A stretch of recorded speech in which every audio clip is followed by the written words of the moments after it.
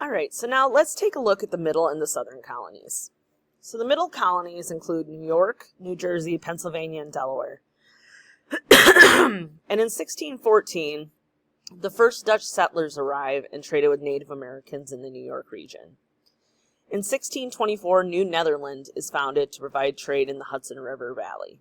This will eventually move on to become New York City.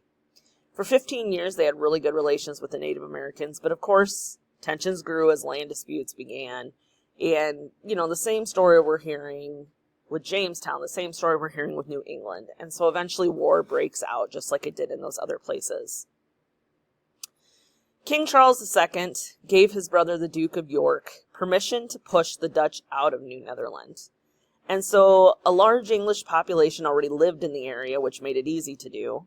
And once the Duke of York is able to accomplish this, England now has complete control of the eastern North America. He renamed New Netherland New York, and the English make peace with the Native Americans. So the Duke of York gives some land between Delaware and the lower Hudson to a man named Lord John Berkeley and Sir George Carteret. And they named this land New Jersey after an area in England.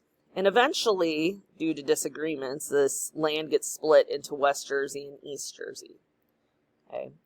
Next, in 1681, Charles II grants a charter to a man named William Penn.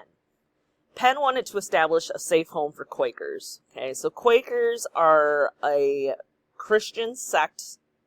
They emphasize education and equality.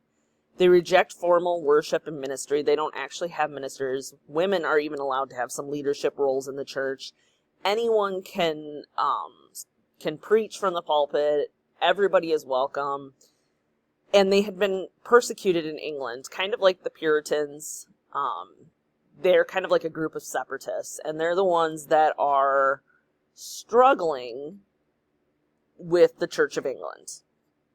Penn ends up calling his new colony Sylvania, which means woods, and Charles II actually renames it to Pennsylvania after William Penn's father.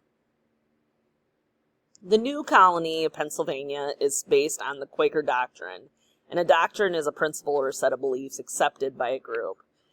Specifically, their doctrine included that all are equal in the eyes of God. And so Pennsylvania becomes extremely diverse. It emphasized tolerance, and a lot of religious freedom. Anyone could practice however they liked.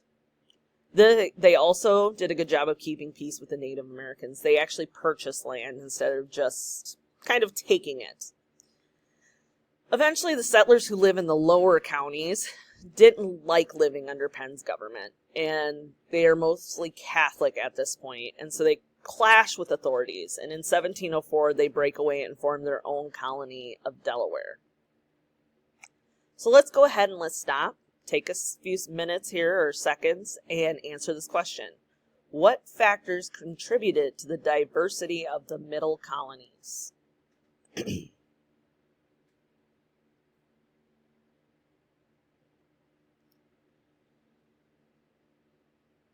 However, things aren't always peaceful in the middle colonies. For instance, there are still a lot of Native American tribes, and so the Algonquin, which consisted of tribes who lived along the Atlantic coast and spoke similar languages, lived their lives as hunters and gatherers. They fished, they planted corn, but they were the natural enemies of the Iroquois. And we have talked about the Iroquois before. Remember, the Iroquois live in New York State.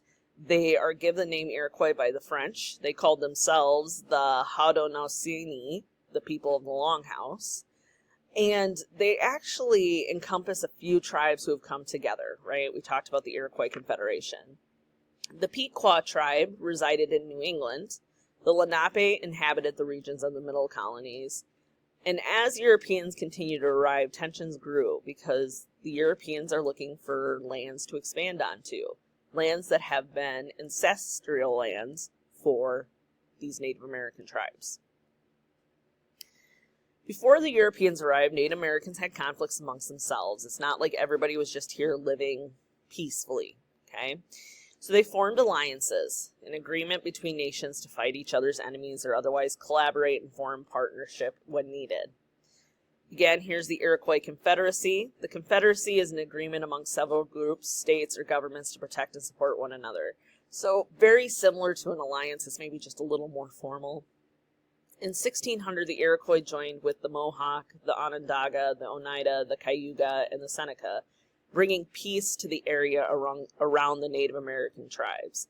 But about the time that this is happening is about the time that they're going to start running into English settlers in their area. 600 years later, the Tuscarora joined the forming of the Six Nations of the Iroquois Confederacy. All right. They hoped that by making these alliances, they'd be able to protect their lands and their cultures, not only from the English as the English move into the area, but even from other Native American tribes. They formed alliances with the French and the British, and they shift over time. Several skirmishes flared up between the Iroquois and other tribes, as well as the French, and so the Confederacy gave them more strength. In 1701, the Iroquois are weakened, and so they do sign a treaty of neutrality, and they refuse to take sides or become involved in future wars between the French and the British, or the British and Native Americans, or the French and Native Americans. So let's go ahead and let's take a second here, and let's answer the following question. How did forming alliances help the members of the Iroquois Confederacy?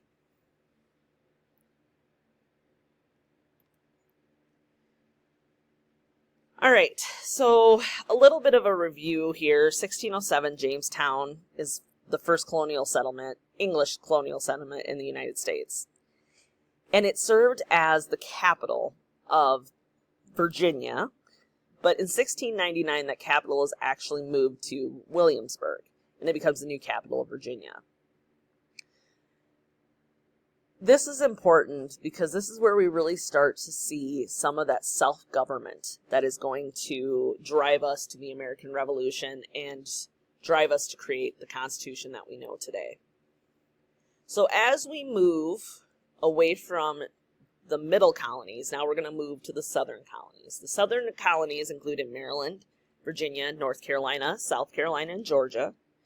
In 1632, King Charles of England gave a charter to George Calvert, Lord Baltimore, and they established Maryland. The proprietor is a person with ownership of a colony, including the right to manage and distribute land and establish government. Maryland's location made trade easy, and it had fertile land, which was ideal for tobacco.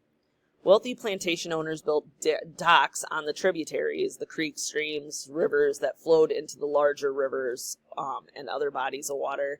Mostly they're flowing into the Hudson, which is then flowing into the Atlantic. In 1670, Carolina became a colony, but in 1691 it splits into two. So there's North Carolina, which is settled by smaller planters, and then South Carolina.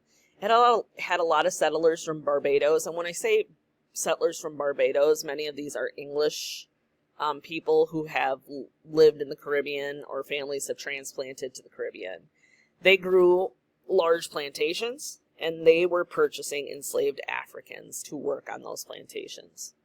In 1729, both become royal colonies, which are colonies ruled by a monarch through an appointed governor. Most colonies were founded for profit or religious freedom. There is one exception to this, and that is Georgia. So Georgia was the last mainland colony established, the last of the 13. Okay, and James Oglethorpe wanted a colony where debtors and the very poor could go and make a new start. And King George II wasn't necessarily concerned about that. He was more worried about having a buffer between Spanish Florida and South Carolina. In Georgia, all the colonists had to follow 3 rules. So there could be no slavery, there could be no liquor, and there was limited land ownership. Okay? And part of the reason for this is, again, he's trying to allow these lands to be accessible to the poor and the debtors who are trying to start a new life. And so you wanted to keep the cost down, but you also wanted to make sure that these large plantations that would require slaves weren't going to pop up in the area. In 1733, settlers began arriving, but they found these policies unreasonable, and so the population began to grow slowly. It did serve as a buffer with Spain, but it did become a source of conflict. So the Spanish suspected the British of smuggling slaves and goods into Spanish lands, so they began searching ships. Spain is anti-slavery by this point. And in 1740, Oglethorpe actually attacks Florida, attempting to drive the Spanish out of Florida. In 1742, the Spanish in turn invade Georgia, and both sides end up giving up, and the buffer is restored. In 1752, control of Georgia returned to England, returned to the king, and Oglethorpe's grand experiment had failed, and he had been ousted. So let's go ahead and let's take a minute here and answer these two questions. In what ways was Georgia different from the other southern colonies? And why might James Oglethorpe have insisted on limiting the amount of land a settler could have?